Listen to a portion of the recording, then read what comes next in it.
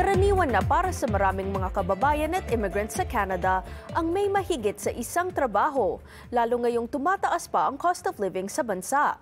May payo naman ang mga eksperto sa mga nais lumipat ng Canada para mas maging handa sa realidad na posibleng harapin sa bagong bansa.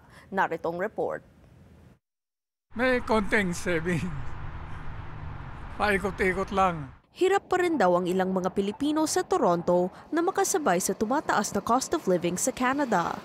Anila, dahil sa mataas na presyo ng mga bilihin, malaking hamon ang makaipon. Most of the new immigrants and generally Canadians have to cut their living expenses for groceries, food and other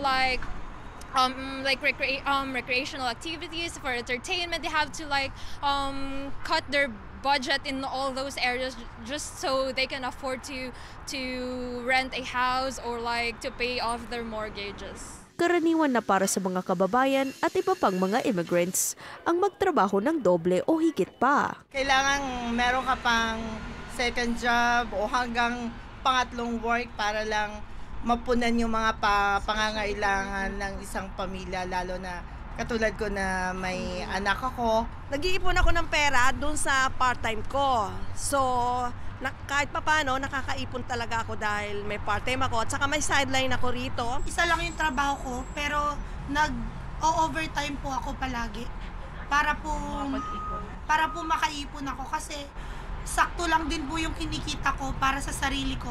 Ayon sa isang ekonomista, indikasyon ito ng mababang kalidad ng trabaho at buhay sa bansa. Kung meron kang 2 to 3 jobs, hindi magandang quality of life yun. Marami sa ating mga kababayan hindi na nakakapagpahinga.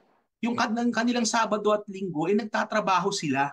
Hindi ba? Para may maipadala sa mga kamag-anak natin sa Pilipinas, para may pangtustos sa gastusin sa mga anak na nag-aaral, para makapambayad sa kanilang mortgage, di ba?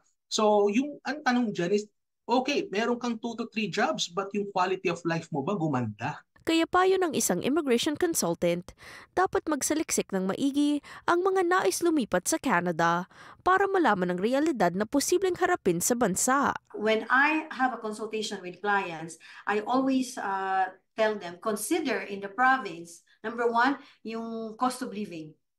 And the next is yung availability of jobs. Okay?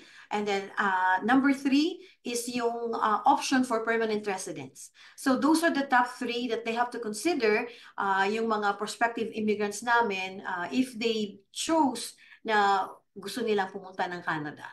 Pangatlo ang Pilipinas sa pinakamalaking source countries ng mga immigrants na pumupunta sa Canada ayon sa 2021 census.